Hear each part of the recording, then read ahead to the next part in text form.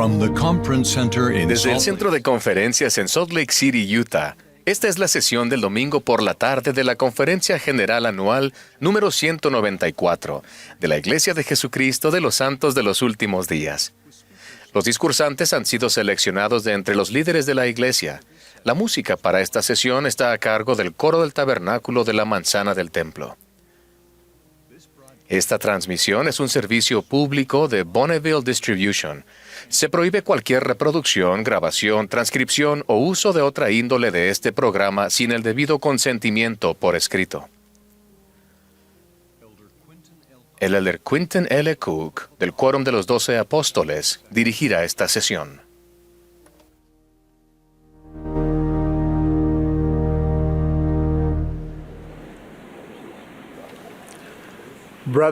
Hermanos y hermanas, les damos la bienvenida a la sesión del domingo por la tarde de la Conferencia General Anual número 194 de la Iglesia de Jesucristo de los Santos de los Últimos Días.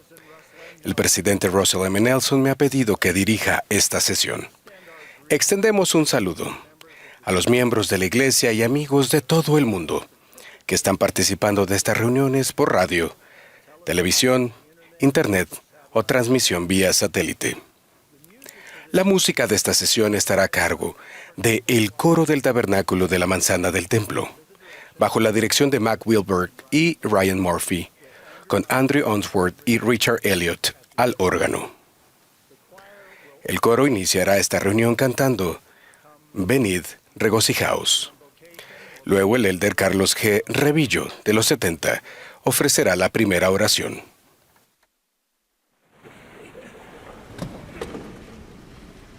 From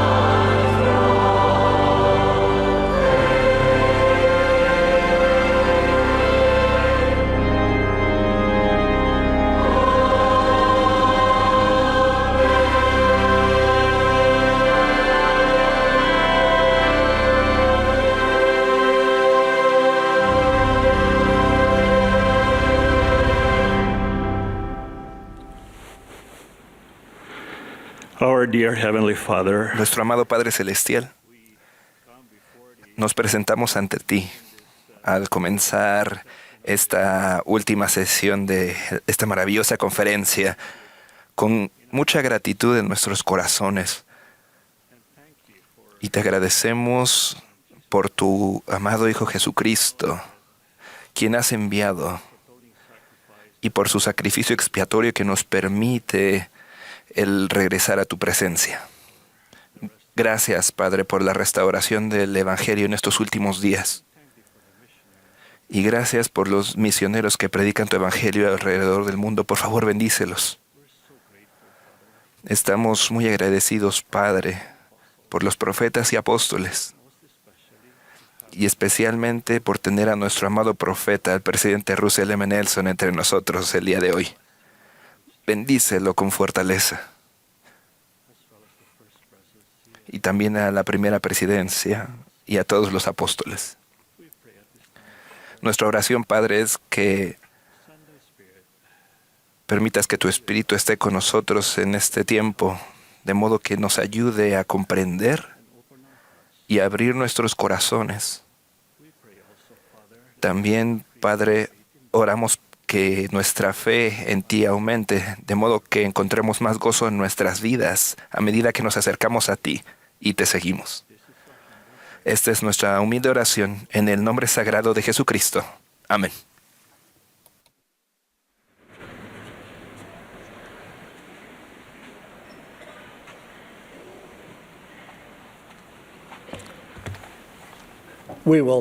Ahora tendremos el privilegio de escuchar al elder D. Todd Christofferson, del Quórum de los 12 Apóstoles. Le seguirá el elder Taylor G. Godoy, de los 70. Después de sus mensajes, el coro cantará, suave y tiernamente, Jesús os llama.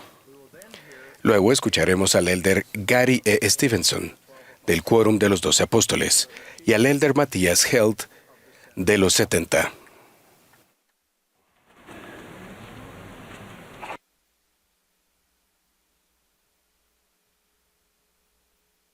En 1832, José Smith y Sidney Rigdon recibieron una extraordinaria visión concerniente al destino eterno de los hijos de Dios. En esa revelación se hablaba de 3 reinos en los cielos.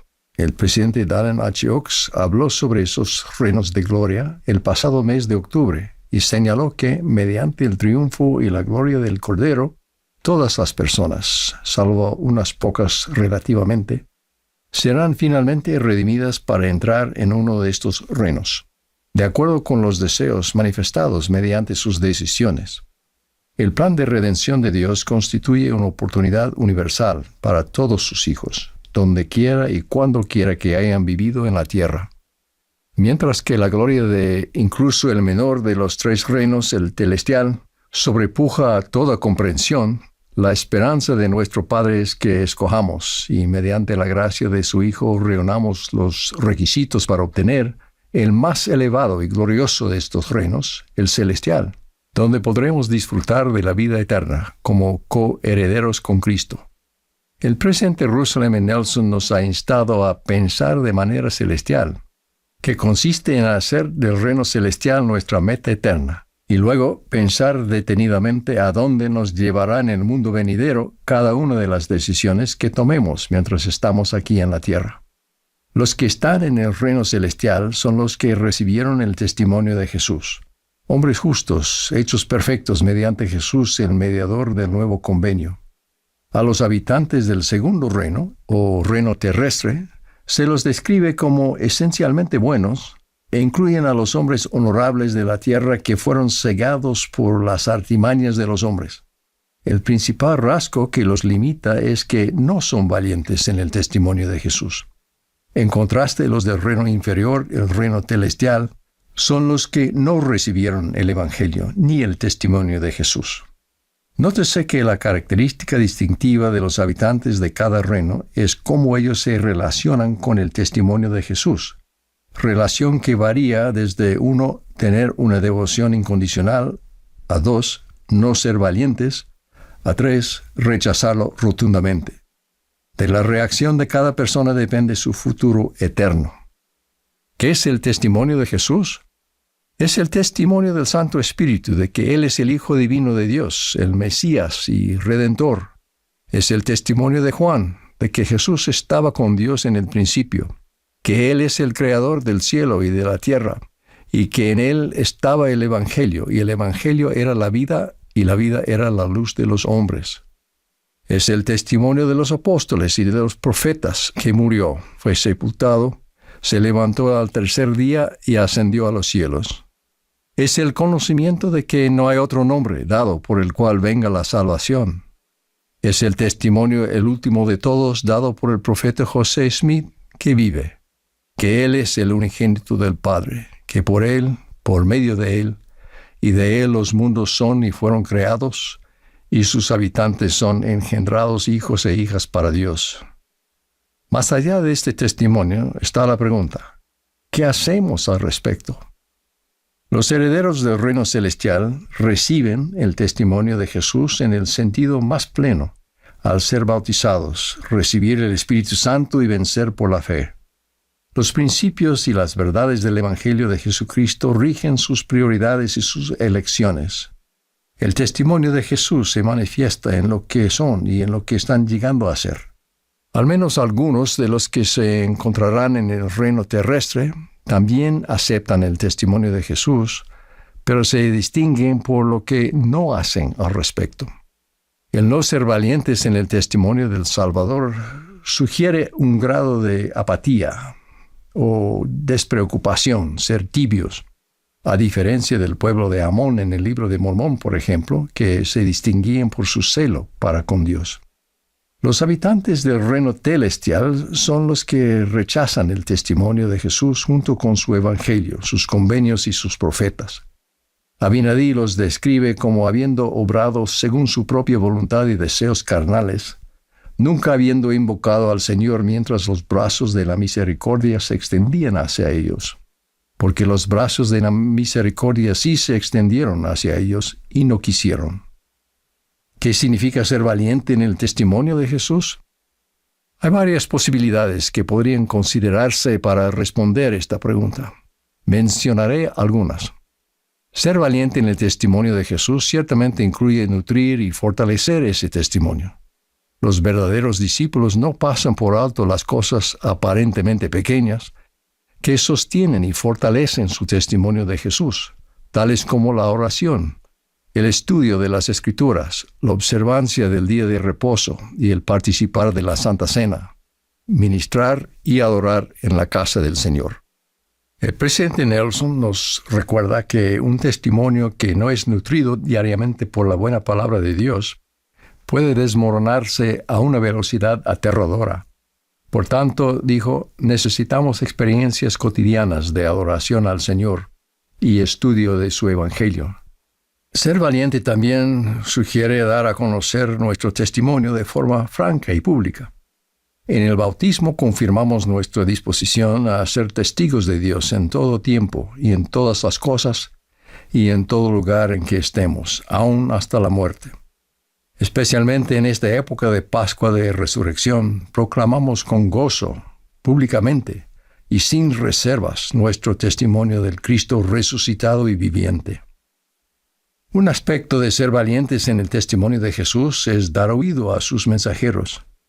Dios no nos obliga a seguir el mejor camino, la senda de los convenios, pero instruye a sus profetas para que nos hagan saber plenamente las consecuencias de nuestras elecciones. Y lo hace no solo con los miembros de su iglesia. Por medio de sus profetas y apóstoles, Él suplica amorosamente a todo el mundo que dé oído a la verdad, que los hará libres, les evitará sufrimientos innecesarios y les brindará gozo duradero.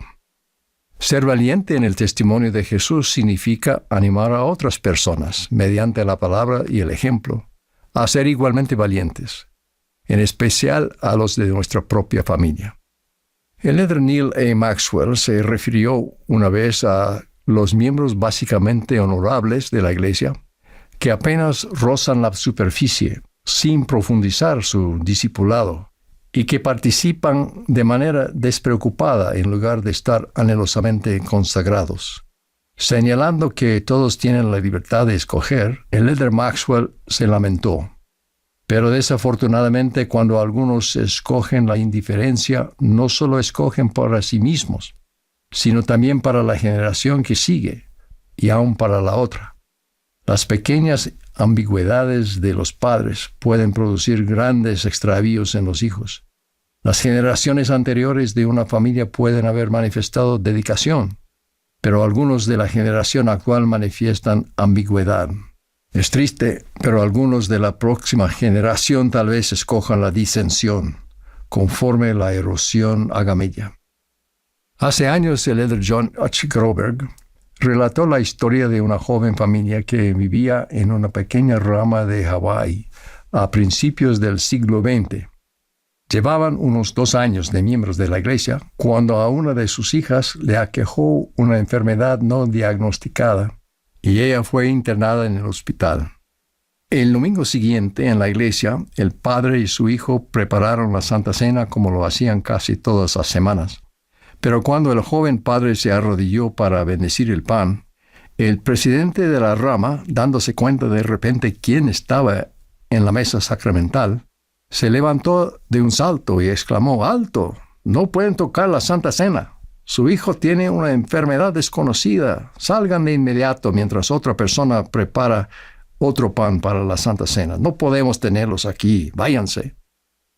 El atónito padre miró inquisitivamente al presidente de rama y luego a la congregación, y percibiendo la profunda ansiedad y vergüenza de todos, hizo un gesto a su familia y silenciosamente salieron de la capilla en fila. No se pronunció ni una palabra mientras la familia caminaba abatida por el sendero hacia su pequeña casa. Allí se sentaron en círculo y el padre dijo: por favor, guarden silencio hasta que esté listo para hablar. El hijo joven se preguntaba qué harían para vengarse de la vergüenza que habían pasado. ¿Matarían a los cerdos del presidente de rama? ¿O le quemarían su casa? ¿O se unirían a otra iglesia? Pasaron 5, 10, 15, 25 minutos en silencio. Los puños cerrados del padre empezaron a relajarse y surgieron lágrimas. La madre comenzó a llorar y pronto cada uno de los hijos lloraba en silencio. El padre se volvió hacia su esposa y le dijo: te amo. Y luego repitió estas palabras a cada uno de sus hijos: los amo a todos y quiero que estemos juntos para siempre como familia. Y la única manera de que eso puede suceder es que todos seamos buenos miembros de la Iglesia de Jesucristo de los Santos de los Últimos Días, y seamos sellados por el santo sacerdocio en el templo.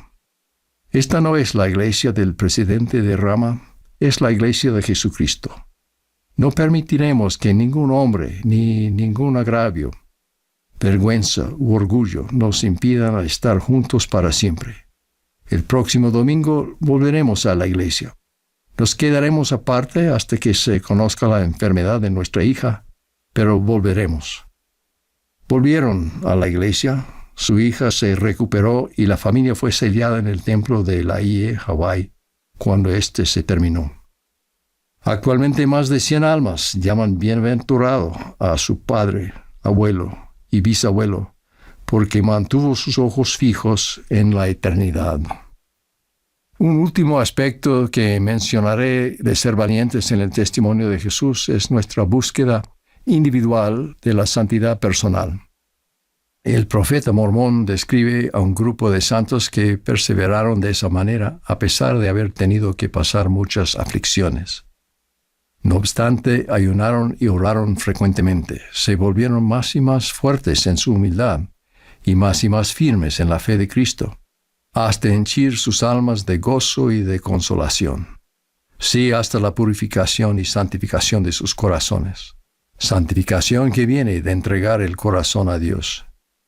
Lo que buscamos es este poderoso cambio en el corazón, entregar nuestro corazón a Dios y renacer espiritualmente mediante la gracia del Salvador. Mi invitación es que actúen ahora para asegurar su lugar como alguien que es valiente en el testimonio de Jesús. A medida que pueda ser necesario el arrepentimiento, No demoréis el día de vuestro arrepentimiento, no sea que a la hora en que menos lo penséis, el verano haya pasado y la siega haya terminado y vuestras almas estén sin salvar. Sean diligentes en cumplir sus convenios con Dios, no se sientan ofendidos a causa de lo estricto de la palabra. Acordaos de conservar siempre escrito el nombre de Cristo en vuestros corazones, para que no os halléis a la izquierda de Dios, sino que oigáis y conozcáis la voz por la cual seréis llamados, y también el nombre por el cual Él os llamará. Finalmente, proponed esto en vuestros corazones, dice el Señor, que haréis lo que yo os enseñaré y os mandaré. Nuestro Padre desea que todos sus hijos que quieren disfrutar de la vida eterna estén con Él en su reino celestial. Jesús sufrió, murió y resucitó para hacerlo posible. Él ha subido a los cielos y se ha sentado a la diestra de Dios para reclamar del Padre sus derechos de misericordia, que Él tiene sobre los hijos de los hombres. Ruego que todos seamos bendecidos con un testimonio ferviente del Señor Jesucristo, que nos regocijemos y seamos valientes en ese testimonio, y que disfrutemos de los frutos de su gracia continuamente en nuestra vida. En el nombre de Jesucristo. Amén. And enjoy the fruits of His grace in our lives continually. In the name of Jesus Christ, amen. Amen.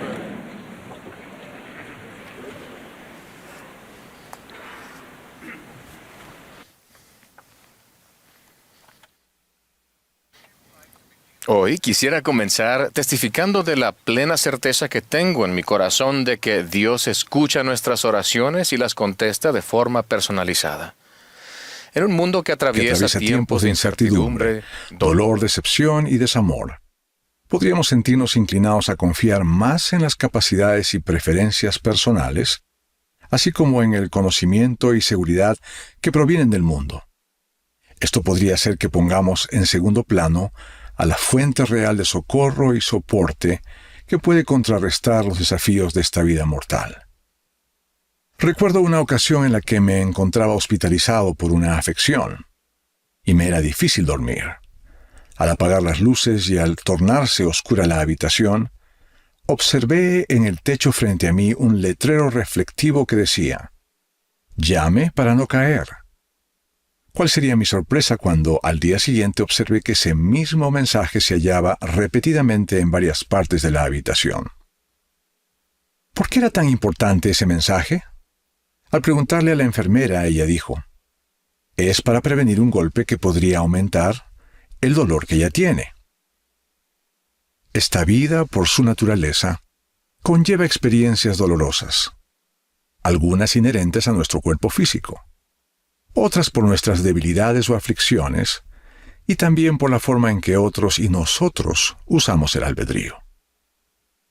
¿Acaso hay promesa más poderosa que la que el mismo Salvador hizo cuando declaró: «Pedid y se os dará, buscad y hallaréis, llamad y se os abrirá»? La oración es el medio de comunicación con el Padre Celestial que nos permite llamar para no caer. Sin embargo, hay circunstancias en las que pudiésemos pensar que el llamado no ha sido escuchado, porque no recibimos una respuesta inmediata o de acuerdo a nuestras expectativas, lo que a veces deriva en ansiedad, tristeza y decepción. Pero recuerden la expresión de fe en el Señor cuando Nefi dijo: «¿Cómo es que no puede enseñarme a construir un barco?». Ahora me gustaría preguntarles: ¿cómo es que el Señor no puede instruirlos para evitar caer?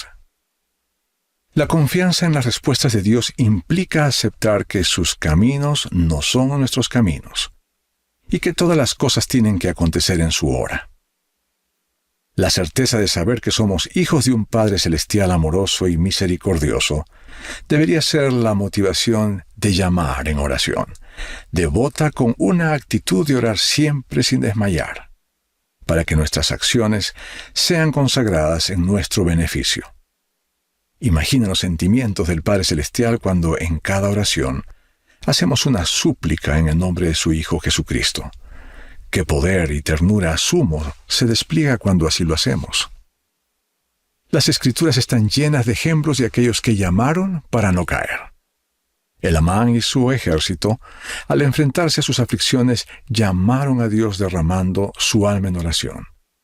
Recibieron seguridad, paz, fe y esperanza, y con ello cobraron ánimo y determinación hasta lograr su objetivo. Imaginen cómo habría llamado y clamado Moisés a Dios al encontrarse entre el Mar Rojo y los egipcios acercándose para atacar. O Abraham al obedecer el mandato de sacrificar a su hijo Isaac. Tengo la certeza de que cada uno de ustedes han tenido y tendrán experiencias donde llamar será la respuesta para no caer. Hace 30 años, mientras mi esposa y yo hacíamos los preparativos para nuestro matrimonio civil y en el templo, recibimos una llamada indicando que los matrimonios civiles estaban cancelados debido a una huelga. Recibimos la llamada 3 días antes de la fecha programada. Luego de varios intentos en otras oficinas, y al no encontrar citas disponibles, empezamos a afligirnos y a dudar si realmente tendríamos la oportunidad de casarnos de acuerdo a lo planeado. Mi prometida y yo llamamos, derramando nuestra alma en oración a Dios. De pronto alguien nos hizo saber de una oficina en un pueblo pequeño a las afueras de la ciudad, donde un conocido era el alcalde. Sin dudar fuimos a visitarlo y a preguntarle si era posible que nos casara. Para nuestra alegría nos dijo que sí. Su secretaria nos enfatizó que tendríamos que obtener un certificado en esa ciudad y entregar todos los documentos antes del mediodía del día siguiente.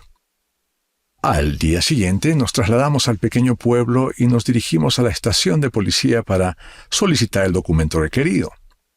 ¿Cuál sería nuestra sorpresa cuando el oficial dijo que no nos los daría debido a que muchas parejas de jóvenes tenían la costumbre de huir de sus familias para casarse en secreto en ese pueblo, lo que por supuesto no era nuestro caso.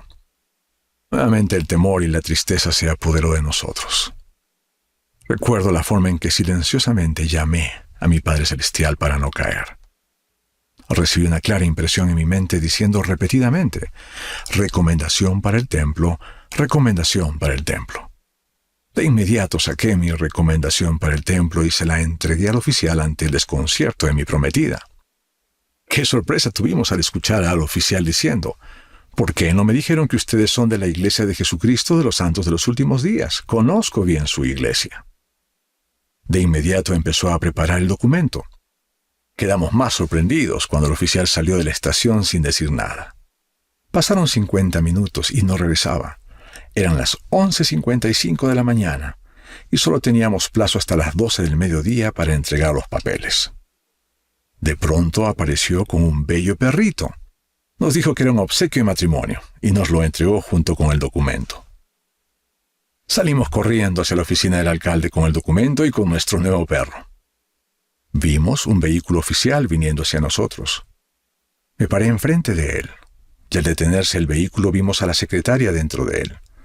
Al vernos nos dijo, «Lo siento, les dije mediodía, debo salir a otra diligencia». Me humillé en silencio, llamando con todo mi corazón a mi Padre Celestial, pidiendo ayuda una vez más para no caer. De pronto el milagro sucedió. La secretaria nos dijo, «¡Qué bonito perro tienen! ¿Dónde podría encontrar uno así para mi hijo?» De inmediato respondimos, «Es para usted». La secretaria nos vio sorprendida y contestó, «Está bien, vayamos a la oficina y hagamos los arreglos». 2 días después, Carol y yo nos casamos en una ceremonia civil de acuerdo a lo planeado y posteriormente sellados en el templo de Lima, Perú. Por supuesto que necesitamos recordar que el llamar es un tema de fe y de acción. Fe para reconocer que tenemos un Padre Celestial que contesta nuestras oraciones de acuerdo con su infinita sabiduría. Y luego, acción para ser consecuente con lo que pedimos. Orar, llamar, puede ser una muestra de nuestra esperanza. Pero el actuar luego de orar es una muestra de que nuestra fe es real. Fe que se pone a prueba en los momentos de dolor, temor o desilusión. Sugiero consideren lo siguiente. Primero, piensen siempre en el Señor como su primera opción para pedir ayuda. Entonces, segundo, llamen para no caer. Recurran a Dios en sincera oración. Tercero, Después de orar, hagan todo de su parte por conseguir las bendiciones por las que oraron. Cuarto, sean humildes para aceptar la respuesta en el tiempo de Él y a la manera de Él. Y quinto, no se detengan. Sigan adelante en el sendero de los convenios mientras reciben una respuesta. Quizás hay alguien en este momento que debido a las circunstancias sienta que está por caer y quisiera llamar como José Smith lo hizo al clamar. Oh Dios, ¿en dónde estás? ¿Hasta cuándo se detendrá tu mano y tu ojo? Aún en circunstancias como esta, oren con ímpetu espiritual tal como enseñó el presidente Nelson, porque sus oraciones siempre son escuchadas. Recuerden este himno. ¿Con fervor orar pensaste al amanecer? ¿Suplicaste por la gracia y amparo este día en tu oración? ¡Qué reposo alcanzado! Es la humilde oración. Trae consuelo al herido y paz al corazón. A medida que oremos, podremos sentir el abrazo del Padre Celestial, que envió a su Hijo unigénito para aliviar nuestras cargas. Porque si llamamos a Dios, testifico, no caeremos. En el nombre de Jesucristo. Amén.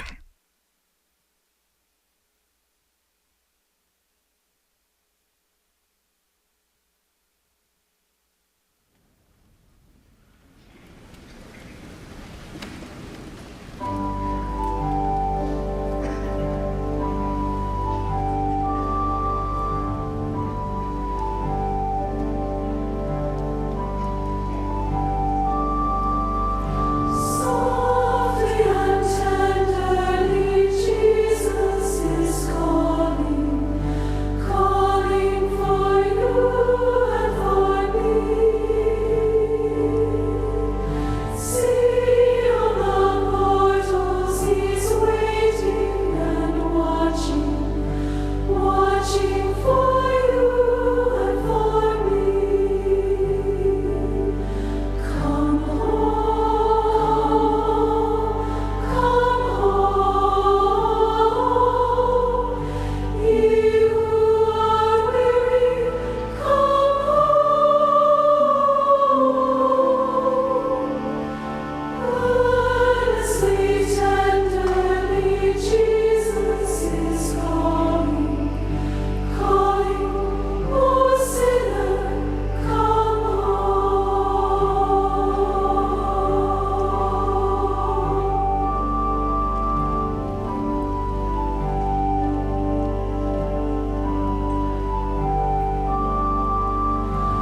Why should we tarry when Jesus is pleading, pleading for you and for me?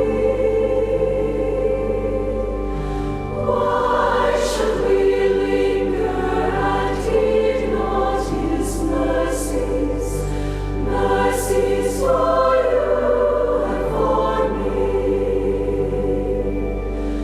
Come home,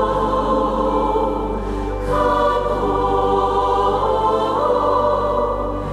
ye who are weary, come home.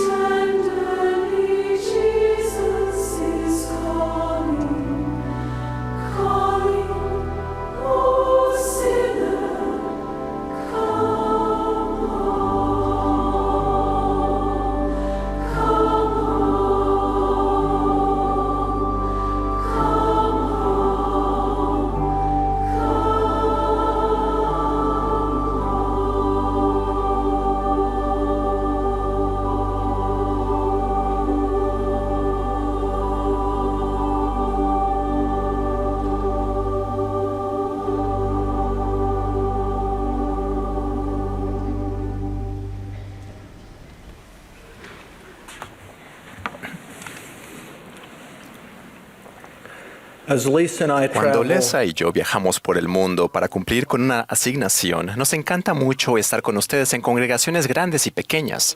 Su devoción a la obra del Señor nos alienta y es un testimonio del Evangelio de Jesucristo. Después de cada viaje, nos preguntamos si acaso dimos tanto como recibimos. Al viajar apenas se tiene ocasión de hacer turismo, pero cuando me es posible dedico algunos momentos a una de mis pasiones. Me encanta la arquitectura y el diseño y siento una satisfacción especial por los puentes. Me maravillan los puentes colgantes, ya sea el puente Rainbow de Tokio o Tsing Ma de Hong Kong o el puente de la Torre de Londres u otros que he visto. Me maravilla la obra de ingeniería para construir esas complicadas estructuras. Los puentes nos llevan a lugares que no podríamos ir de otro modo. Antes de continuar, deseo mencionar que desde que preparé este mensaje ocurrió un trágico accidente en un puente de Baltimore. Lamentamos los fallecimientos y ofrecimos nuestras condolencias a las familias afectadas.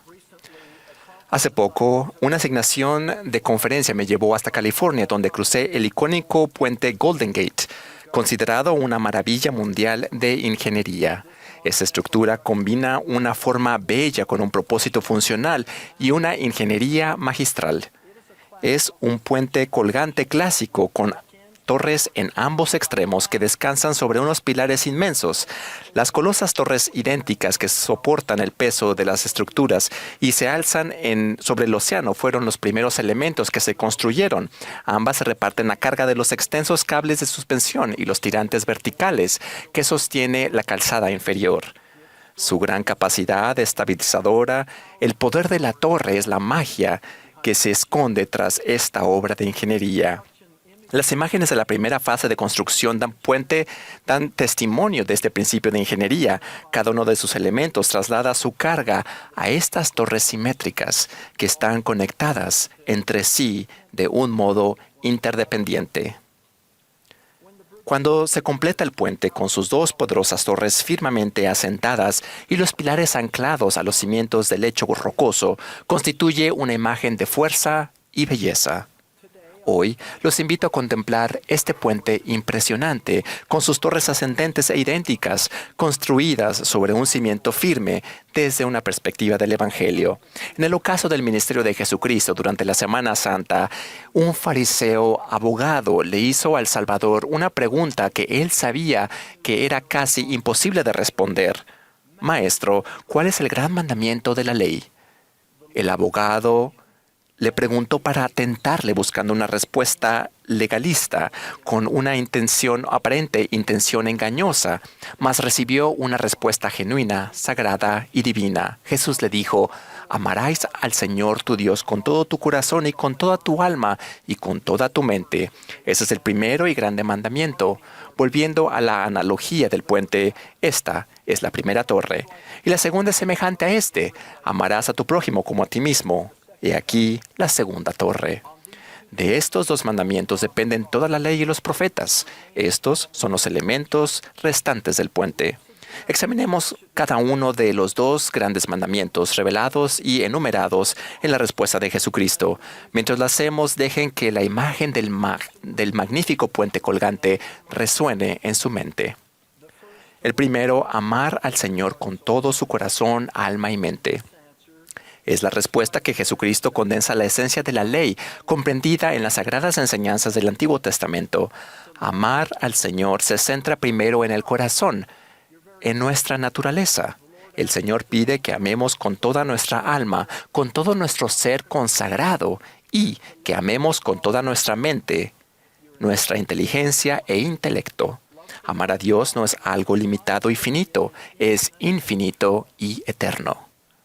Para mí, efectuar el primer gran mandamiento a veces me resulta algo abstracto y quizás abrumador, pero al considerar más las palabras de Jesús, este mandamiento se hace mucho más comprensible. Si me amáis, guardad mis mandamientos. Eso lo puedo hacer. Puedo amar a Padre Celestial y a Jesucristo, lo cual conduce a la oración. al estudio de las Escrituras y a la adoración en el templo. Amamos al Padre y al Hijo al pagar el diezmo, al santificar el día de reposo y llevar una vida virtuosa y casta, y al ser obedientes. Amar al Señor resuele cuantificarse mediante los pequeños actos cotidianos o pasos que damos en la senda del convenio. Para los jóvenes, esto incluiría edificar en vez de criticar en las redes sociales, irse de la fiesta, del cine o de la actividad que suponga una amenaza para nuestras normas y así mostrar reverencia por lo sagrado. Consideren este tierno ejemplo. Era un domingo de ayuno. Vance y yo tocamos la puerta de una casita humilde. Como diáconos del coro, estábamos acostumbrados a escuchar a través de la puerta: «Por favor, pasen», en voz alta y tono amable con un fuerte acento alemán. La hermana Mueller, una de las varias viudas inmigrantes del barrio. A ella se le dificultaba abrir la puerta ya que era legalmente ciega. Al entrar en la casa sombría, ella nos saludaba amablemente y preguntaba: «¿Cómo se llaman? ¿Cómo están? ¿Aman al Señor?».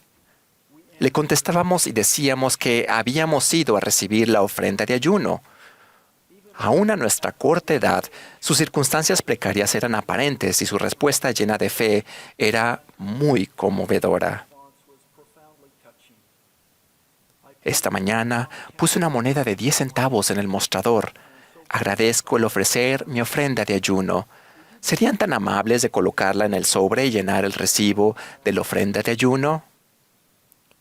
Su amor por el Señor elevó nuestra fe cada vez que salíamos de su casa.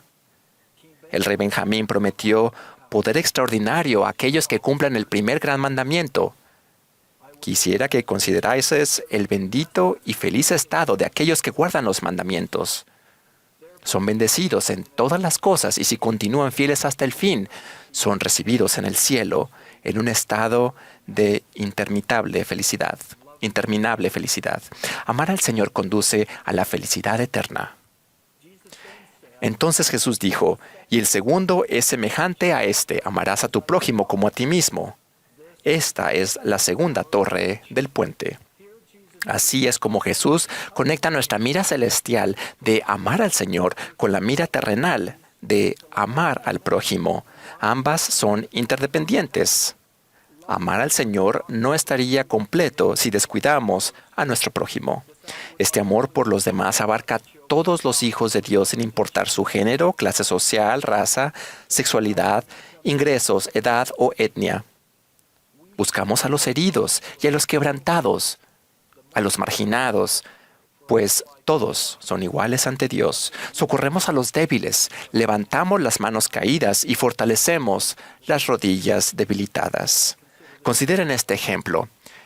El hermano Evans se sorprendió al recibir la impresión de detener el vehículo y tocar la puerta de una familia a la que no conocía. Una madre viuda con más de 10 hijos abrió la puerta. Fue obvio para él las circunstancias difíciles y la gran necesidad que la familia tenía. La primera fue fácil de atender: pintura para el hogar, a la que siguieron muchos años de administración temporal y espiritual. Aquella madre agradecida escribió luego a su amigo enviado del cielo: «Usted ha dedicado su vida a tender una mano a los desfavorecidos. Cuánto me gustaría oír lo que el Señor tenga que decirle cuando se exprese su aprecio por el bienestar económico y espiritual que ha brindado a personas de las que solo usted y Él tienen conocimiento. Gracias por bendecirnos de tantas maneras, por los misioneros a los que ha ayudado. A veces me pregunto si el Señor lo llamó solo a usted o si usted fue el único que le hizo caso de todos a los que Él llamó». Amar el prójimo incluye actos de bondad y servicio semejantes a los de Cristo. Pueden dejar a un lado los enojos, perdonar a los enemigos, dar la bienvenida y ministrar a sus vecinos y atender a los ancianos. Cada uno de ustedes recibirá inspiración para edificar su torre de amor por el prójimo. El presidente Russell M. Nelson enseñó: «Nuestro gozo es brindar ayuda a otras personas, hacer un esfuerzo consciente por preocuparnos por los demás, tanto o más que nos preocupamos por nosotros mismos, en especial cuando no resulta oportuno y nos aleja de nuestra comodidad». Vivir el segundo gran mandamiento es la clave para llegar a ser un verdadero discípulo de Jesucristo. Jesús además enseñó, de esos dos mandamientos dependen toda la ley y los profetas. Esto es muy instructivo. Existe una interdependencia importante entre amar al Señor y amarnos unos a otros. Para que el puente Golden Gate realice la función para la que se diseñó, ambas torres deben ser igualmente fuertes y con el mismo poder soportar a partes iguales el peso de los cables tensores, la calzada y el tránsito que cruza el puente. Sin esta simetría de la ingeniería, el puente correría el riesgo de derrumbarse. Para que todo puente colgante cumpla con su propósito, sus torres deben funcionar juntas en completa armonía. Asimismo, nuestra capacidad para seguir a Jesucristo depende de la fortaleza y el poder que tengamos para vivir el primer y segundo mandamiento con equilibrio e idéntica devoción por ambos. Aunque el auge de la contención en el mundo es indicador de que en ocasiones no reconocemos u olvidamos esto, algunas personas están tan centradas en guardar los mandamientos que tienen poca tolerancia con aquellos a quienes consideran menos justos. A otras les causa amar a quienes eligen vivir fuera del convenio e incluso alejados de cualquier participación religiosa. Por el contrario, hay quienes hacen hincapié en la importancia de amar al prójimo sin reconocer que todos somos responsables ante Dios. Algunos niegan por completo la idea de que existe la verdad absoluta o el bien y el mal, y sostienen que lo único que necesitan es tolerar y aceptar incondicionalmente las dedicaciones de los demás. Cualquiera de estos desequilibrios podría provocar el derrumbe del puente espiritual de ustedes. El presidente Dallin H. Oaks describió esto cuando dijo, «Se nos manda a amar a todos», ya que la parábola de Jesús sobre el buen samaritano nos enseña que todos son nuestro prójimo, pero nuestro esmero por guardar el segundo mandamiento no debe hacernos olvidar el primero, de amar a Dios con todo nuestro corazón, alma y mente. La pregunta para hacernos es, ¿cómo construyo mi propio puente de fe y devoción, erigiendo altas torres de amor por Dios y por el prójimo? Pues poniendo manos a la obra. Nuestros primeros intentos quizás se parezcan a un bosquejo hecho en una servilleta o unos planos muy primerizos del puente que deseamos construir. Podría consistir en algunas metas realistas para entender más el Evangelio del Señor o afirmar a juzgar menos a los demás. Nadie es demasiado joven ni demasiado viejo para empezar. Con el tiempo y planeando con oración y reflexión, las ideas toscas se refinan, las nuevas acciones se convierten en hábitos y los bosquejos se convierten en planos meticulosos. Construimos nuestro propio puente espiritual con el corazón y la mente entregados al Padre Celestial y a su Hijo unigénito y también a los hermanos y a las hermanas con quienes trabajamos, jugamos y vivimos. En los próximos días, cuando pasen por un majestuoso puente colgante o cuando lo vean en una fotografía con sus torres prominentes, los invito a recordar los dos grandes mandamientos que Jesucristo describió en el Nuevo Testamento. Luego que las instrucciones del Señor nos inspiren, que nuestro corazón y nuestra mente se eleven para amar al Señor y se extiendan para amar al prójimo. Ruego que esto fortalezca nuestra fe en Jesucristo y su expiación, de la cual testifico, en el nombre de Jesucristo. Amén.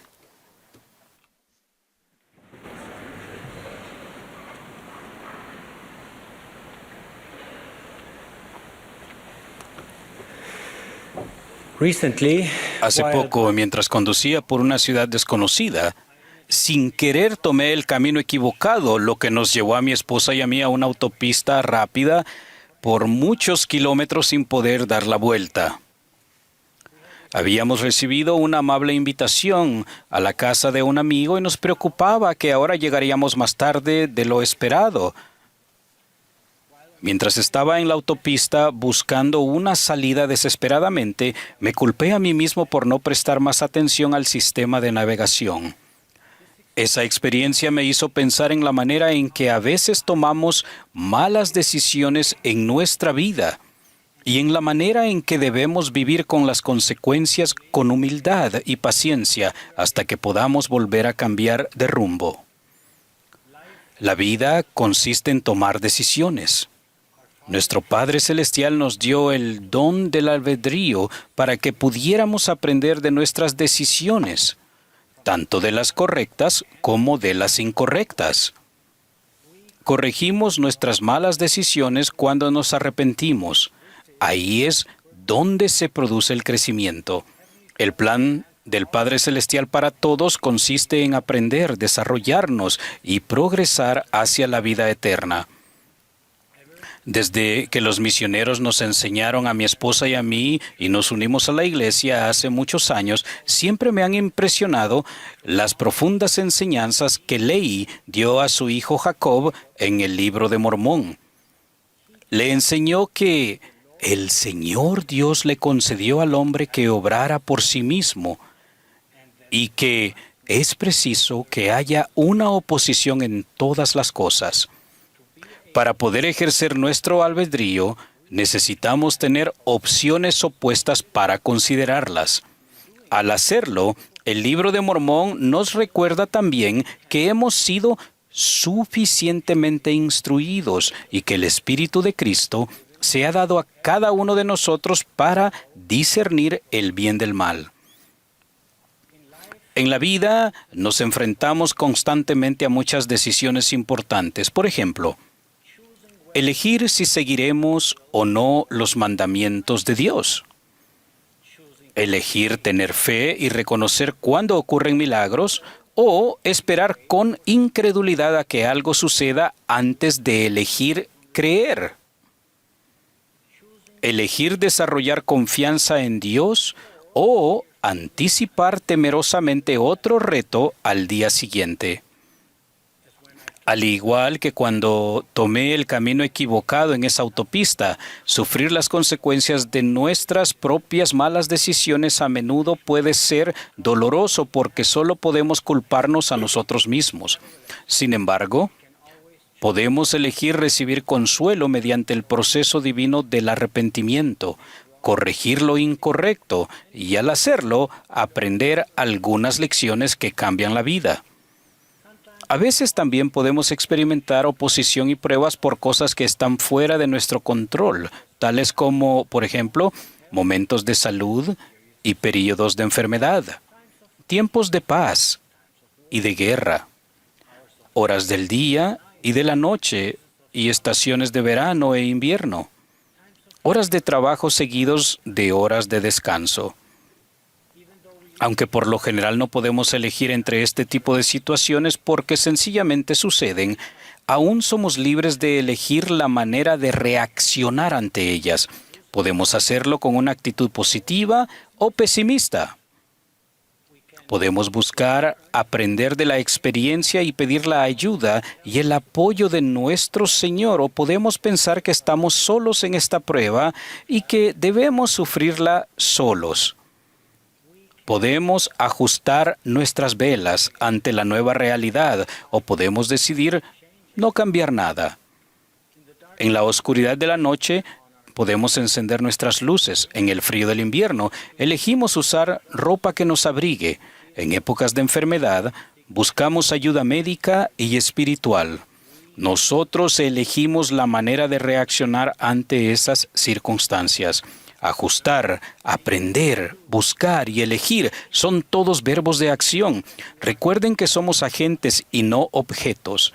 Y nunca olvidemos que Jesús prometió tomar sobre sí los dolores y las enfermedades de su pueblo, a fin de que sepa cómo socorrernos o ayudarnos a medida que nos volvemos a Él. Podemos elegir edificar nuestro fundamento sobre la roca que es Jesucristo, para que cuando venga el torbellino no tenga poder sobre nosotros.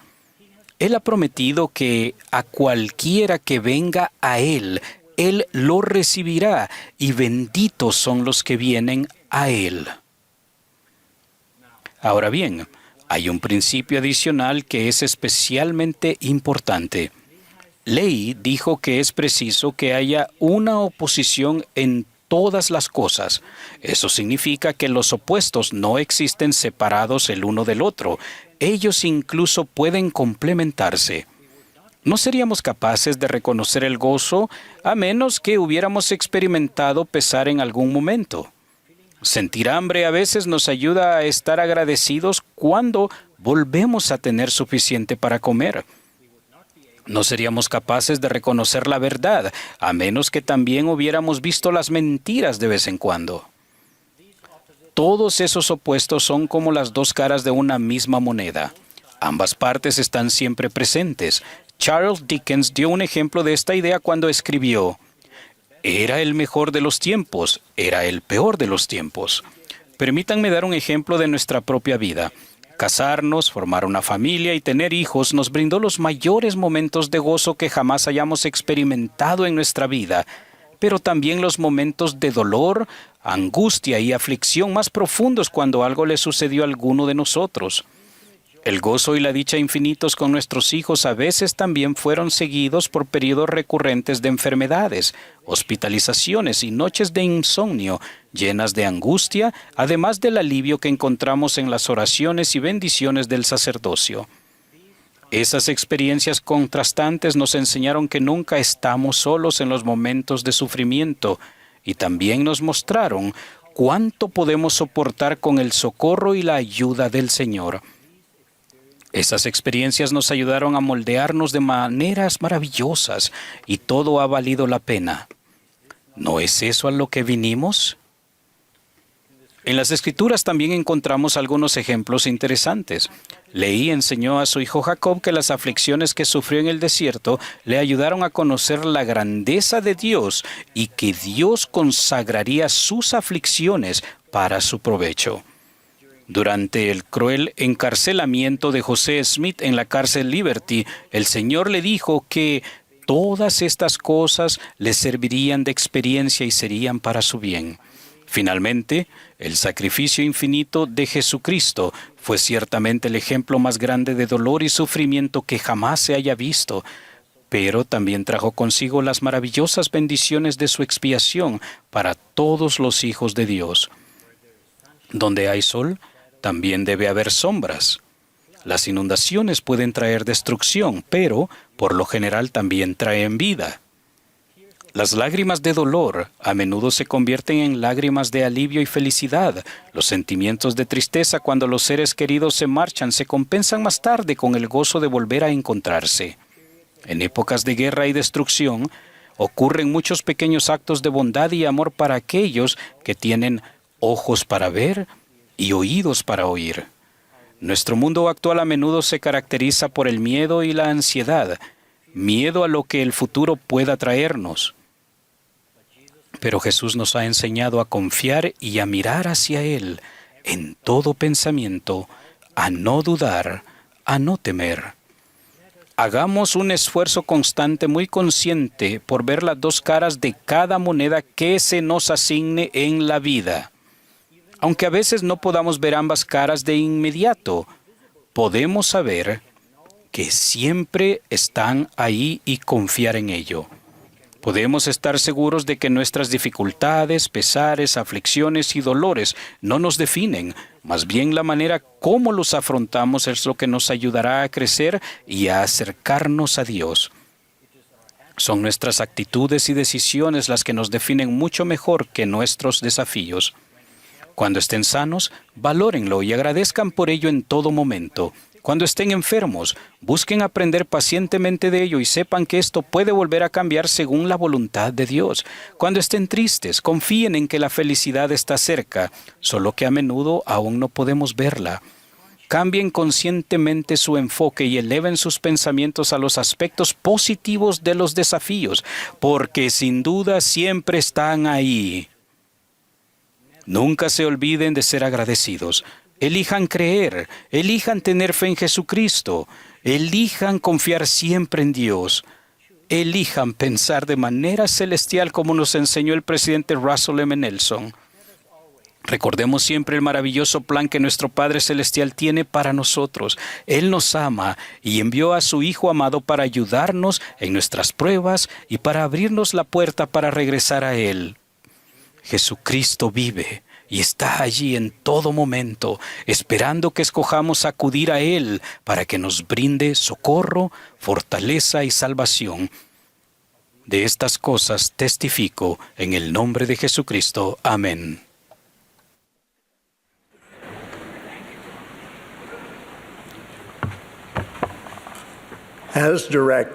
Según se indique, la congregación se unirá al coro para cantar "Qué firmes cimientos". Después del himno, escucharemos al elder Neil L. Anderson del Quórum de los 12 Apóstoles. A él le seguirá el presidente Mark L. Pace, quien presta servicio como presidente general de la escuela dominical.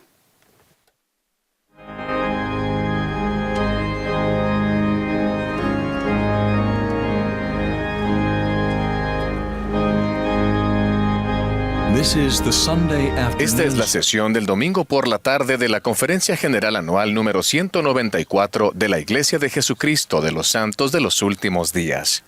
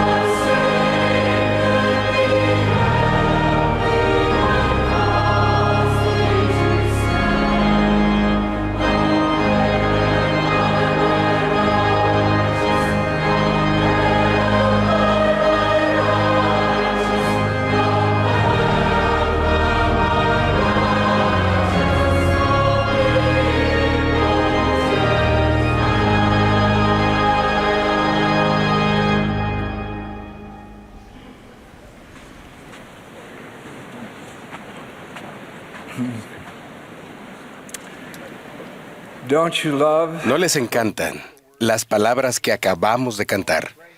Y fuerza y vida, y paz os daré, y salvos de males vosotros seréis. El Señor está fortaleciendo a los santos de todas las edades conforme vienen a su santa casa. De Kinshasa a Soyikofen, de Fukuoka a Oakland. Los jóvenes, por iniciativa propia, están inundando los bautisterios de los templos. En el pasado, la mayoría de los obreros de las ordenanzas tenían el cabello gris, pero ya no es así. Los misioneros llamados, los misioneros de servicio y los exmisioneros están en cada rincón. En todo el mundo hay un sentimiento cada vez mayor acercándonos a la casa del Señor. Hace más de un año, una querida amiga de la familia, de 95 años, que vivía en la costa este de los Estados Unidos y a la que los misioneros habían enseñado durante 70 años, le dijo a su hija: «Quiero ir al templo contigo». Su hija respondió: «Bueno, mamá, primero necesitas ser bautizada». «Está bien», respondió ella. «Entonces quiero ser bautizada». Y así fue. Unos días más tarde, ella entró reverentemente al bautisterio del templo.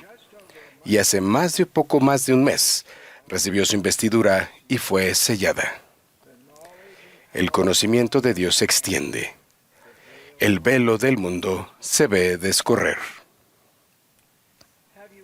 ¿Se han preguntado por qué el Señor mandó a su profeta para que ahora sus santos templos se encuentren por toda la tierra? Porque Él, en este momento específico, le daría la prosperidad necesaria a su pueblo del convenio para que a través de los diezmos sagrados pudieran edificarse cientos de casas del Señor.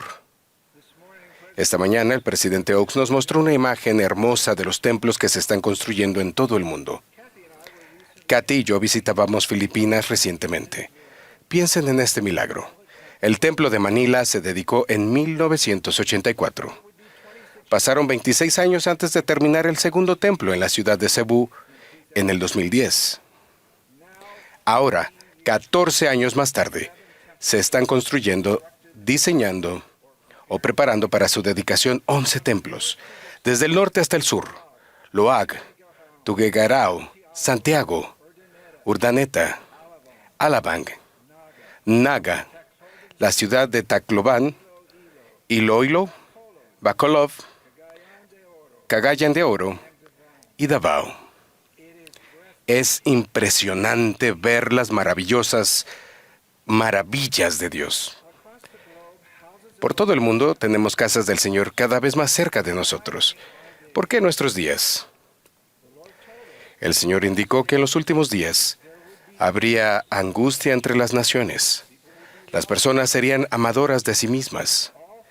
Todas las cosas estarían en conmoción. Abundaría la confusión y desmayaría el corazón de los hombres. Ciertamente hemos visto cómo desmaya el corazón de hombres y mujeres ante aquellos atractivos del mundo, la distracción de voces seductoras, el descuido del alimento espiritual o la fatiga de las exigencias del discipulado. Tal vez se hayan entristecido al ver que alguien a quien aman, que en otro momento habló sinceramente de su fe en Jesucristo, dio testimonio del libro de Mormón y que con entusiasmo ayudó a edificar el reino de Dios, de pronto, y al menos por ahora, se aleja de sus creencias y están al margen de la iglesia. Mi consejo para ustedes es: no caigan en desesperación, porque ninguna cosa es imposible para Dios. Con esta conmoción profetizada y la incredulidad en el mundo, el Señor prometió que habría un pueblo del convenio, que esperaría ávido su regreso, un pueblo que se mantendría en lugares santos y no sería movido de su sitio. Habló de un pueblo justo que resistiría a los engaños del adversario, disciplinaría su fe, pensarían celestialmente y confiarían plenamente en el Salvador Jesucristo. ¿Por qué el Señor ahora nos acerca a cientos de sus templos?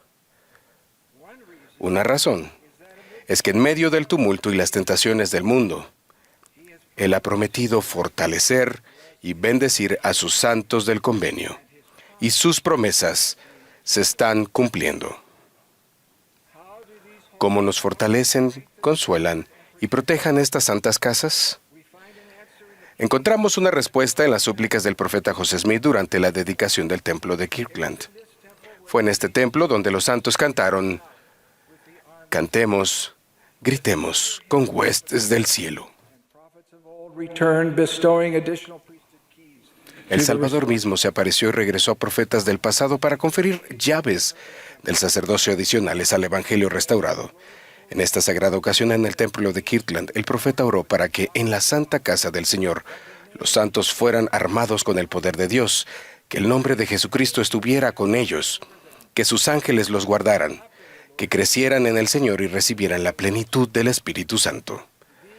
Estas poderosas súplicas se cumplen en nuestra vida cuando adoramos fielmente en la casa del Señor. En su casa, somos literalmente investidos con poder divino. Nuestra fe en Jesucristo y nuestro amor por Él se confirma y fortalece. Se nos aseguran espiritualmente nuestra verdadera identidad y los propósitos de la vida. Al ser fieles, somos bendecidos con protección contra las tentaciones y las distracciones. Sentimos el amor de nuestro Salvador, mientras Él nos eleva de las dificultades y desafíos. Somos armados con el poder de Dios. En su santa casa, tomamos su nombre más plenamente sobre nosotros. Cuando somos bautizados, profesamos nuestra creencia en Él y nuestra voluntad de guardar sus mandamientos. En el templo, sagradamente prometemos, por medio de nuestros convenios, seguirlo para siempre. Los jóvenes de esta iglesia son increíbles. Toman sobre sí el nombre de Cristo en un mundo difícil. En Heber City, Utah, se celebró una reunión pública para poder analizar los detalles de la construcción planeada de un templo. 300 jóvenes llenaron el parque adyacente para mostrar su apoyo al templo propuesto.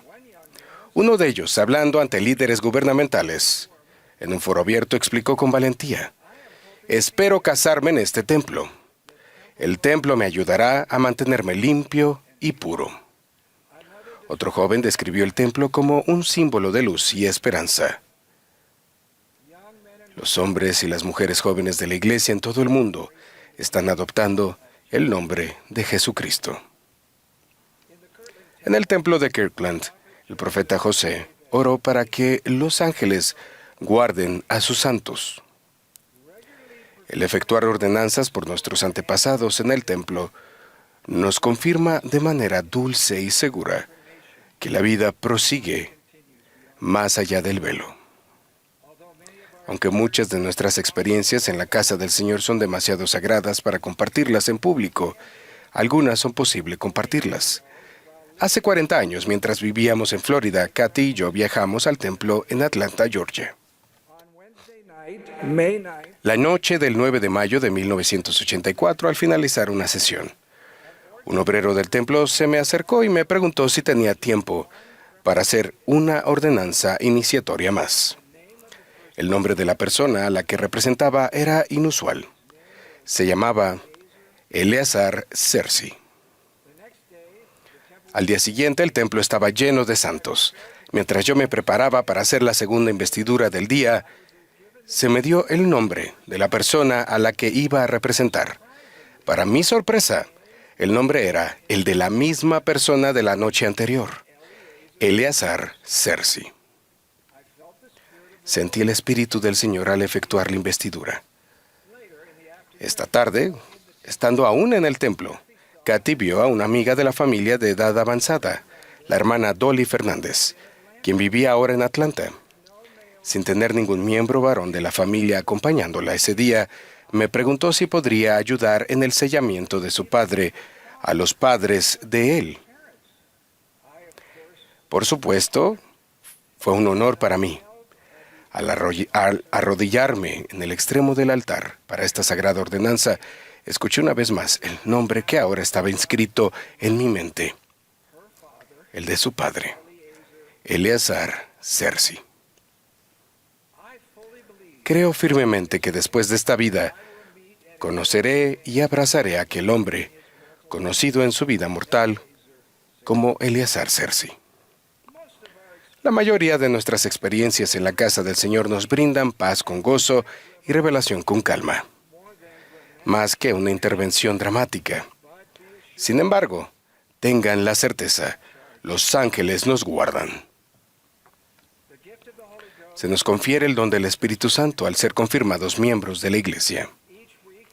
Cada semana, al participar dignamente del pan y del agua en memoria de nuestro Salvador, Se nos promete que su Espíritu estará siempre con nosotros.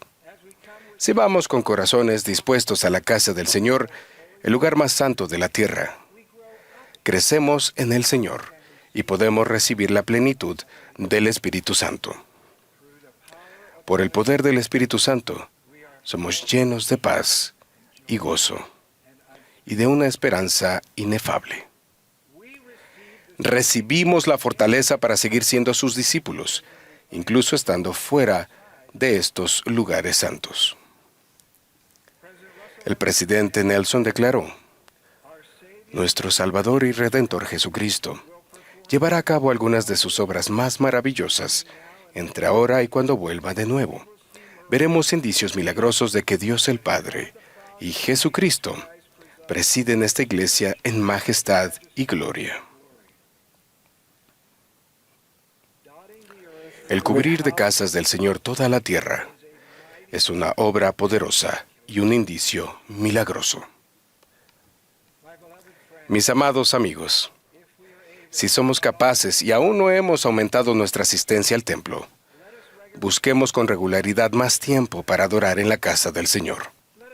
Oremos por los templos que se han anunciado, para que se puedan comprar propiedades, que los gobiernos aprueben los planes y que los trabajadores talentosos vean sus dones magnificados y que las sagradas dedicaciones traigan consigo la aprobación del cielo y la visita de ángeles.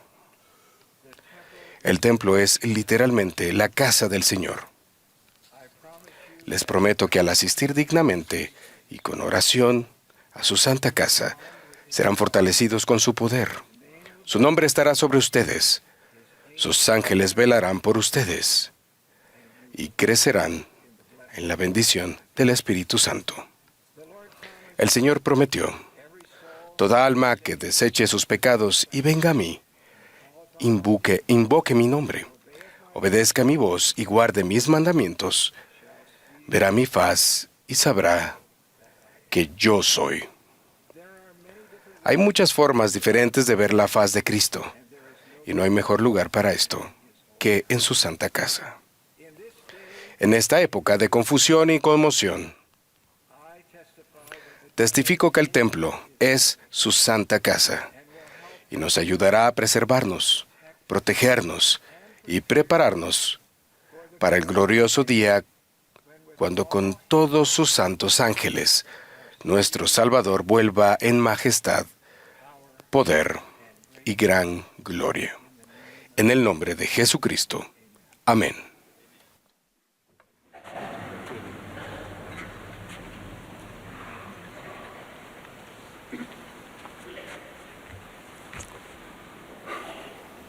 Dear brothers and sisters, Queridos hermanos y hermanas, estamos muy agradecidos por sus esfuerzos al leer las Escrituras con Ven, sígueme.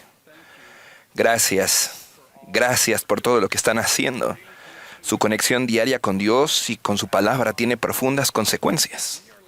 Estáis poniendo los cimientos de una gran obra, y de las cosas pequeñas proceden las grandes.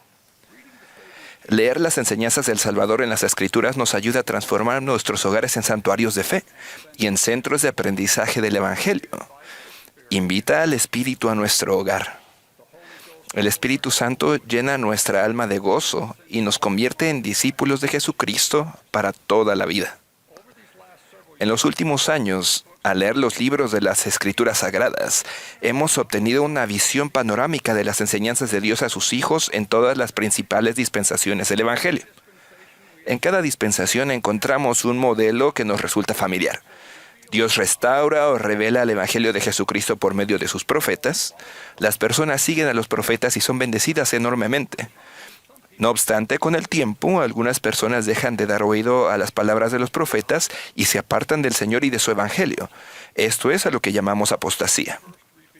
El Evangelio fue revelado en primer lugar a Adán, pero algunos de sus hijos se apartaron del Señor en apostasía. Vemos un modelo de la restauración y apostasía, el cual se repite en las dispensaciones de Enoc, Noé, Abraham, Moisés y otros. Hoy en día vivimos en la dispensación del cumplimiento de los tiempos. Esta es la única dispensación que no terminará en apostasía. Esta es la dispensación que dará paso a la segunda venida del Salvador Jesucristo y a su reinado milenario. Entonces, ¿cuál es la diferencia en esta dispensación? ¿Qué nos ha proporcionado el Señor en este día, especialmente en la actualidad, que nos ayudará a acercarnos al Salvador y no apartarnos nunca de Él? Una respuesta que me viene a la mente son las Escrituras, en particular el Libro de Mormón, otro testamento de Jesucristo. Aunque Dios ha prometido que nunca habrá otra apostasía general, necesitamos ser conscientes y prudentes a fin de evitar una apostasía personal, recordando, tal como ha enseñado el presidente Russell M. Nelson, que todos somos individualmente responsables de nuestro propio crecimiento espiritual. Estudiar el Libro de Mormón como lo estamos haciendo este año siempre nos acerca más al Salvador y nos ayuda a permanecer cerca de Él. Le llamamos estudiar y está bien, porque implica esfuerzo, pero no siempre es necesario que aprendamos algo nuevo. A veces leer el Libro de Mormón es simplemente acerca de sentirnos conectados con Dios hoy, en nutrir el alma, en ser fortalecidos espiritualmente antes de salir a enfrentarnos al mundo, o en hallar sanación después de un día difícil en el mundo. Estudiamos las Escrituras para que el Espíritu Santo, el Gran Maestro, pueda profundizar nuestra conversión al Padre Celestial y a Jesucristo y ayudarnos a llegar a ser más semejantes a ellos. Con estas ideas en mente podemos preguntarnos, ¿qué nos ha enseñado el Espíritu Santo esta semana durante nuestro estudio del Libro de Mormón? ¿Cómo nos acerca esto más al Salvador? Estas son buenas preguntas para nuestro estudio de las Escrituras en casa y también son preguntas excelentes para comenzar una clase dominical en la iglesia. Mejoramos nuestra enseñanza los domingos en la iglesia cuando hemos mejorado nuestro aprendizaje en el lugar durante la semana. De este modo, en nuestras clases dominicales, el que la predica y el que la recibe se comprenden el uno al otro, y ambos son edificados y se regocijan juntamente. Estos son algunos versículos que el Espíritu me ha grabado en la mente del estudio del Libro de Mormón de esta semana. Nefi mandó a Jacob preservar estas planchas y transmitirlas de generación en generación, y que si hubiese predicaciones que fuesen sagradas, o revelación o profecías, Jacob debía grabarlas sobre las planchas por el bien de su pueblo. Más adelante Jacob testificó, escudriñamos las Escrituras y teniendo todos estos testimonios, logramos una esperanza y nuestra fe se vuelve inquebrantable. Estos versículos me hicieron recordar lo que Nefi había dicho anteriormente acerca de las planchas de bronce.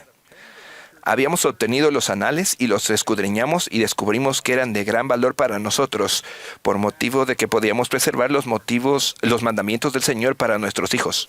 Por lo tanto, fue en la sabiduría del Señor que los lleváramos con nosotros mientras viajábamos por el desierto hacia la tierra de promisión. Ahora bien, si fue sabio que Leí y su familia tuvieran las Escrituras, igualmente es sabio que nosotros las tengamos. El gran valor y el poder espiritual de las Escrituras continúan intactos en nuestra vida el día de hoy.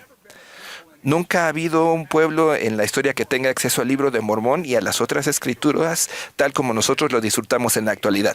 Sí, Leí y su familia fueron bendecidos por llevar consigo las planchas de bronce, pero ellos no tenían un ejemplar en cada tienda. El ejemplar más importante del Libro de Mormón es nuestro ejemplar personal, el que leemos. En la visión que Leí tuvo del árbol de la vida, él nos enseñó la importancia de la experiencia personal con el amor de Dios. Después de participar del fruto, Leí vio a su esposa Saría y a sus hijos Nefi y Sam que no estaban muy lejos de él. Estaban allí como si no supieran a dónde ir. Les hice señas, dijo Leí, y también les dije en voz alta que vinieran hacia mí y que participaran de aquel fruto que era preferible a todos los demás. Y vinieron hacia mí, y también comieron del fruto. Me encanta el ejemplo de Leí de la crianza intencional de sus hijos. Saría, Nefi y Sam llevaban una vida buena y recta, pero el Señor tenía algo mejor para ellos, algo más dulce. Ellos no sabían dónde hallarlo, pero Leí sí. Por tanto, los llamó en voz alta, para que fueran hasta el árbol de la vida y participaran del fruto por sí mismos. Su instrucción era clara, no se podía malinterpretar. Yo soy producto de una forma similar de crianza intencional de los hijos. Cuando era un niño de unos 11 o 12 años, mi madre me preguntó, Mark, ¿sabes por ti mismo, por medio del Espíritu Santo, que el Evangelio es verdadero? Su pregunta me sorprendió. Siempre había procurado ser un niño bueno y creía que eso bastaba. Pero mi madre, al igual que Leí, sabía que se necesitaba algo más. Yo debía actuar y saber por mí mismo. Le contesté que todavía no había tenido esa experiencia, y mi respuesta no pareció sorprenderla en absoluto. Entonces ella me dijo algo que nunca he olvidado. Recuerdo sus palabras hasta ahora. El Padre Celestial desea que lo sepas por ti mismo. Pero debes esforzarte, debes leer el libro de Mormón y orar para saber por medio del Espíritu Santo. El Padre Celestial contestará tus oraciones. Nunca antes había leído el libro de Mormón. No pensé que tendría la edad suficiente para hacerlo, pero mi madre sabía más que yo. Su pregunta sembró en mí el deseo de saber por mí mismo. De modo que cada noche, en el cuarto que compartía con 2 de mis hermanos, encendía la lámpara que había sobre mi cama y leía un capítulo del libro de Mormón. Luego, después de apagar la luz, salía sigilosamente de la cama y me ponía de rodillas a orar. Y oraba con más sinceridad y mayor deseo de lo que nunca antes lo había hecho. Y le pedí al Padre Celestial que me hiciera saber acerca de la veracidad del libro de Mormón. Desde el momento en que comencé a leer el libro de Mormón, sentí que el Padre Celestial estaba al tanto de mis esfuerzos. Sentí que yo era importante para Él. Cuando leía y oraba, un agradable sentimiento de paz reposaba sobre mí. Capítulo tras capítulo, la luz de la fe se volvía más brillante dentro de mi alma, y con el tiempo me di cuenta que esos sentimientos eran la confirmación que el Espíritu me daba acerca de la verdad. Llegué a saber por mí mismo que el libro de Mormón es verdadero y que Jesucristo es el Salvador del mundo. Cuán agradecido estoy por la invitación inspirada de mi madre. Esa experiencia de lectura del libro de Mormón cuando era niño estableció un modelo de estudio de las Escrituras que continúa bendiciéndome hasta hoy. Todavía leo el libro de Mormón y me arrodillo en oración, y el Espíritu Santo confirma las verdades del libro una y otra vez. Nefi tenía razón. Es en la sabiduría del Señor que llevemos las Escrituras con nosotros a lo largo de nuestra vida. El libro de Mormón es la piedra clave que hace que esta dispensación sea distinta a todas las anteriores. A medida que estudiemos el libro de Mormón y sigamos al profeta viviente, no habrá apostasía personal en nuestra vida. La invitación a acercarnos al árbol de la vida, haciéndonos a la palabra de Dios, no es solamente una invitación de Leí a su familia, y no es tampoco solamente una invitación de mi madre para que yo leyera y orara acerca del libro de Mormón. También es una invitación de nuestro profeta, el presidente Russell M. Nelson, a cada uno de nosotros. Les prometo, dijo él, que si cada día estudian el libro de Mormón con espíritu de oración, cada día tomarán mejores decisiones. Les prometo que cuando mediten lo que estudien, se abrirán las ventanas de los cielos y recibirán respuestas a sus propias preguntas y dirección para su vida. Ruego que leer el libro de Mormón este año sea un gozo y una bendición para cada uno de nosotros y que nos acerque aún más al Salvador. El Padre Celestial vive. Jesucristo es nuestro Salvador y Redentor. El libro de Mormón contiene sus palabras y transmite su amor. El presidente Russell M. Nelson es el profeta viviente del Señor sobre la tierra en la actualidad. Sé que estas cosas son verdaderas, gracias al testimonio confirmador del Espíritu Santo. Testimonio que yo recibí por primera vez mientras leía el libro de Mormón cuando era un niño. En el nombre de Jesucristo. Amén.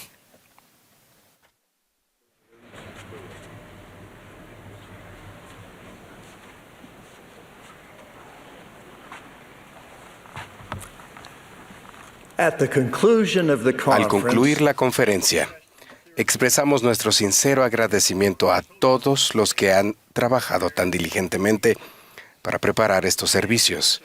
Agradecemos a quienes han discursado y a quienes han proporcionado la música inspiradora. El último discursante de esta sesión será nuestro amado profeta, el presidente Russell M. Nelson. Después del mensaje del presidente Nelson, el coro concluirá esta conferencia cantando "Ya regocijemos". La última oración la ofrecerá la hermana Amy A. Wright, quien sirve como primera consejera de la Presidencia General de la Primaria. Y la conferencia entrará en receso. My dear brothers and sisters, Mis today- queridos hermanos y hermanas, hoy es un día histórico para el presidente Dallin H. Oaks y para mí. Hace 40 años, el 7 de abril de 1984, fuimos llamados al quórum de los 12 apóstoles. Desde entonces nos hemos regocijado en cada conferencia general, incluyendo esta. Nuevamente todos hemos sido bendecidos con un sagrado derramamiento del Espíritu. Espero que en los próximos meses estudien repetidamente los mensajes de esta conferencia. Cuando nací, en la iglesia había 6 templos en funcionamiento. Uno en cada uno de los siguientes sitios: St. George, Logan, Manti y Salt Lake City, en Utah, así como en Cardston, Alberta, Canadá, y Laie, Hawái. Anteriormente, habían funcionado 2 templos por poco tiempo, uno en Kirtland, Ohio, y otro en Nauvoo, Illinois. Al trasladarse el cuerpo principal de la iglesia al oeste, los santos se vieron obligados a dejar atrás esos 2 templos. El templo de Nauvoo fue destruido por el fuego de un incendio provocado. Posteriormente fue reconstruido y luego dedicado por el presidente Gordon B. Hinckley. El templo de Kirtland fue profanado por enemigos de la iglesia. Más tarde, fue adquirido por la Comunidad de Cristo, quienes han sido sus propietarios durante muchos años. El mes pasado, anunciamos que la Iglesia de Jesucristo de los Santos de los Últimos Días ha adquirido el templo de Kirtland, junto con varios edificios históricos importantes en Nauvoo. Agradecemos mucho las conversaciones cordiales y beneficiosas para ambas partes que sostuvimos con los líderes de la Comunidad de Cristo y que condujeron a este acuerdo. El templo de Kirtland tiene una importancia excepcional en la restauración del Evangelio de Jesucristo. Varios de los acontecimientos que tuvieron lugar allí habían sido profetizados milenios antes y fueron esenciales para que la Iglesia restaurada del Señor cumpliera su misión en los últimos días. El acontecimiento más importante de todos ocurrió el 3 de abril de 1836. Ese día, José Smith y Oliver Cowdery recibieron una serie de visitas extraordinarias. Primero, se apareció el Señor Jesucristo. El profeta registró que sus ojos eran como llama de fuego. El cabello de su cabeza era blanco como la nieve pura. Su semblante brillaba más que el resplandor del sol, y su voz era como el estruendo de muchas aguas. Durante su visita, el Señor confirmó su identidad. Él dijo: soy el primero y el último. Soy el que vive. Soy el que fue muerto. Soy vuestro abogado ante el Padre. Luego Jesucristo declaró que había aceptado el templo como su casa e hizo esta asombrosa promesa: me manifestaré a mi pueblo en misericordia en esta casa. Esta promesa significativa se aplica a cada templo dedicado de la actualidad.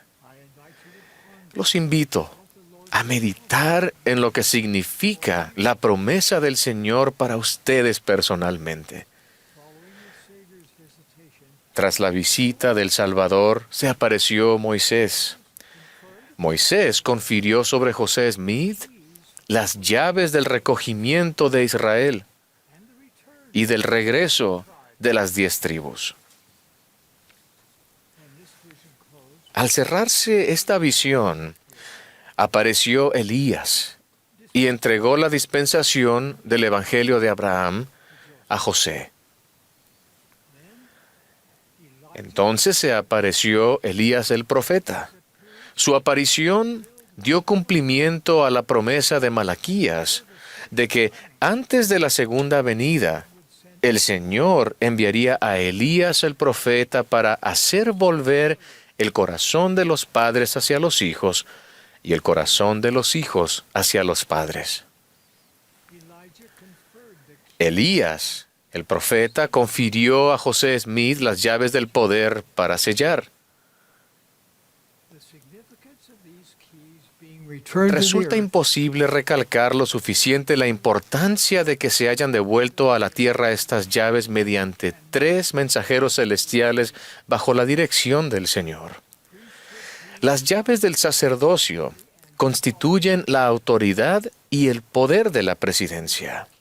Las llaves del sacerdocio gobiernan la forma en que se puede usar el sacerdocio de Dios para llevar a cabo los propósitos del Señor y bendecir a todos los que aceptan el Evangelio restaurado de Jesucristo. Es importante hacer notar que antes de la organización de la Iglesia, mensajeros celestiales habían conferido al profeta José el sacerdocio arónico y el sacerdocio de Melquisedec, y le habían entregado las llaves de ambos sacerdocios. Esas llaves dieron autoridad a José Smith para organizar la Iglesia en 1830. Luego, en el templo de Kirtland, en 1836, era indispensable el conferimiento de estas 3 llaves del sacerdocio adicionales, a saber, las llaves del recogimiento de Israel, las llaves del Evangelio de Abraham y las llaves del poder para sellar. Esas llaves autorizaron a José Smith y a todos los presidentes de la Iglesia del Señor que le sucedieron a recoger a Israel en ambos lados del velo, a bendecir a todos los hijos del convenio con las bendiciones de Abraham, a colocar un sello de ratificación sobre las ordenanzas y los convenios del sacerdocio, y a sellar a las familias por la eternidad.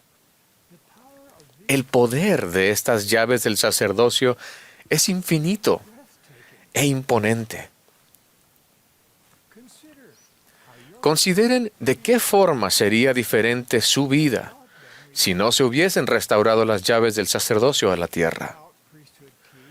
Sin las llaves del sacerdocio, ustedes no habrían podido ser investidos con el poder de Dios. Sin las llaves del sacerdocio, la Iglesia solo podría servir como una importante organización de enseñanza y ayuda humanitaria, pero no mucho más. Sin las llaves del sacerdocio, ninguno de nosotros tendría acceso a las ordenanzas y los convenios esenciales que nos ligan a nuestros seres queridos eternamente y nos permiten, finalmente, vivir con Dios. Las llaves del sacerdocio diferencian a la Iglesia de Jesucristo de los santos de los últimos días de cualquier otra organización sobre la tierra. Hay muchas otras organizaciones que pueden y en efecto hacen que su vida terrenal sea mejor. Pero no hay ninguna otra organización que pueda influir y que influirá en su vida después de la muerte. Las llaves del sacerdocio nos otorgan la autoridad para extender todas las bendiciones prometidas a Abraham, a cada hombre o mujer que guarde los convenios. La obra del templo pone estas insignes bendiciones al alcance de todos los hijos de Dios, sin importar dónde o cuándo hayan vivido o vivan ahora. Regocijémonos de que las llaves del sacerdocio de nuevo se hallan sobre la tierra. Los invito a que consideren atentamente las siguientes 3 declaraciones. 1. El recogimiento de Israel es una evidencia de que Dios ama a todos sus hijos en todas partes. 2. El Evangelio de Abraham es una evidencia adicional de que Dios ama a todos sus hijos en todas partes.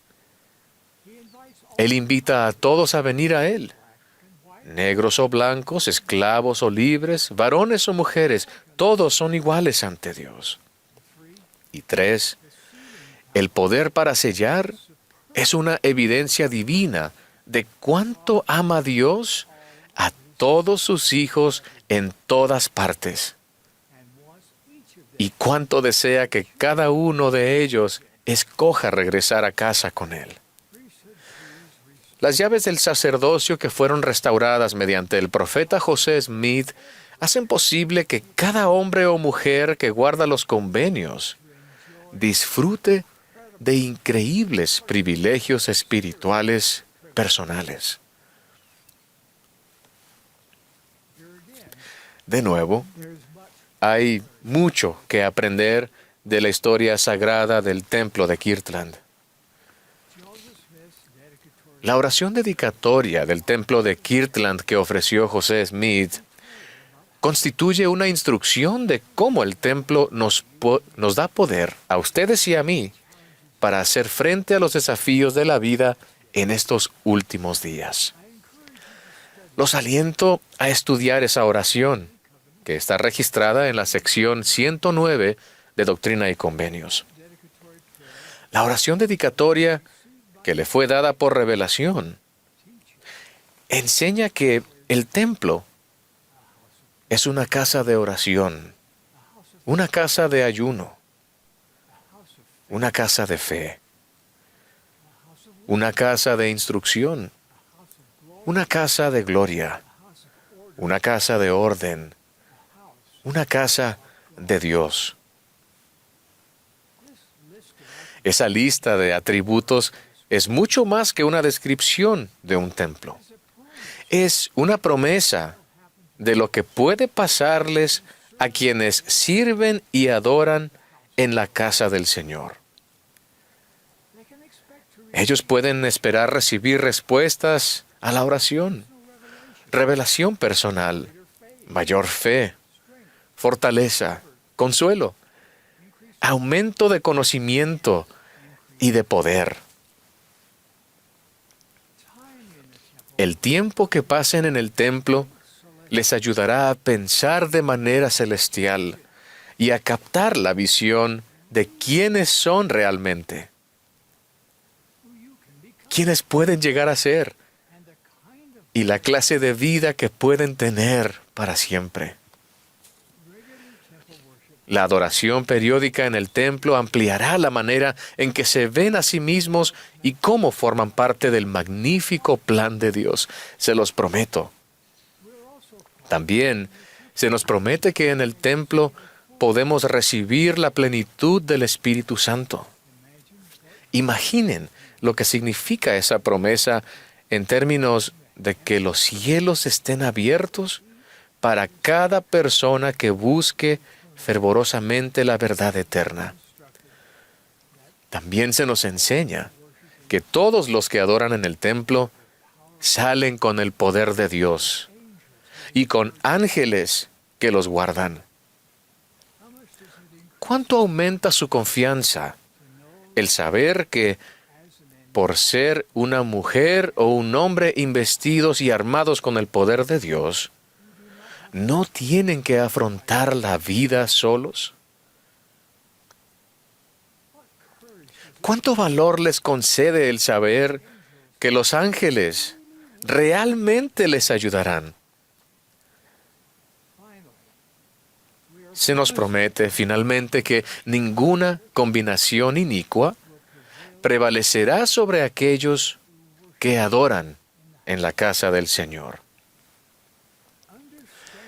Entender los privilegios espirituales que el templo hace posible es vital para nosotros hoy en día.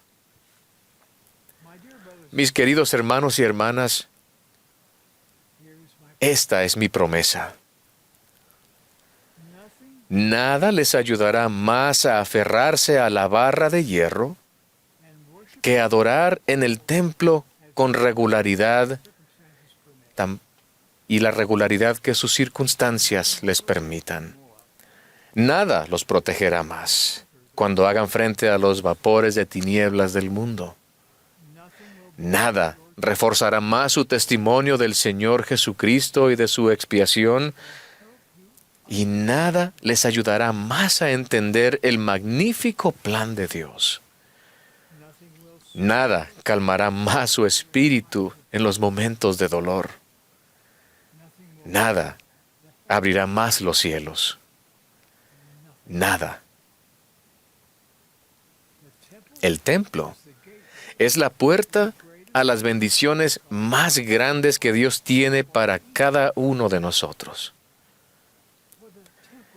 El templo es el único lugar sobre la tierra donde podemos recibir todas las bendiciones prometidas a Abraham.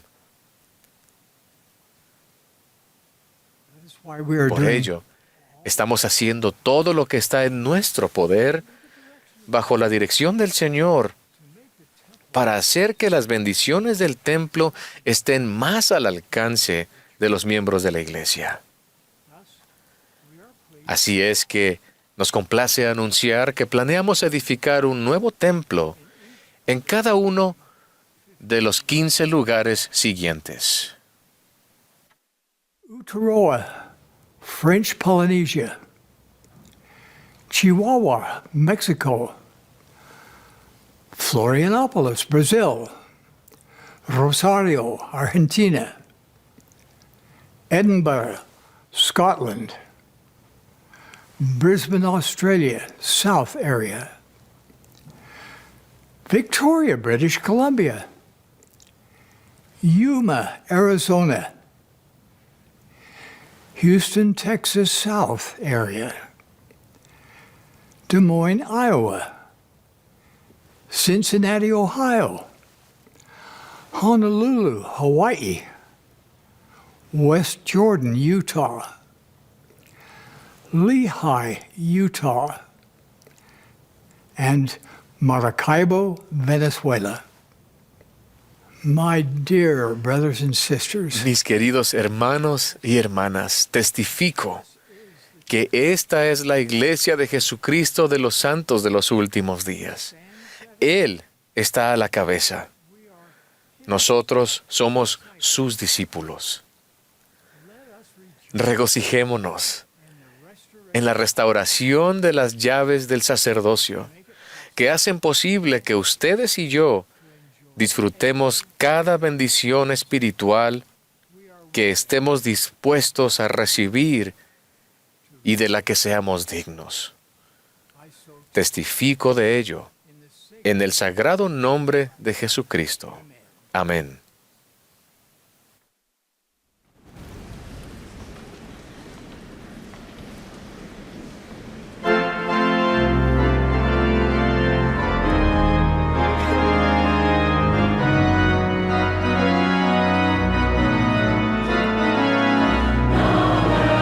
Rejoice in the day of salvation, no longer as strangers on earth need we roam.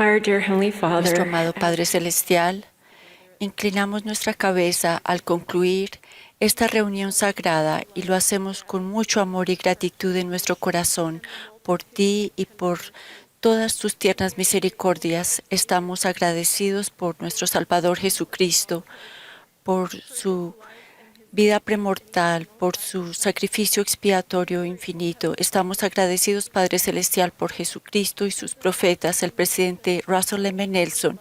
Oh, cuánto lo amamos y lo apoyamos. Oramos por nuestro querido profeta y su esposa Wendy.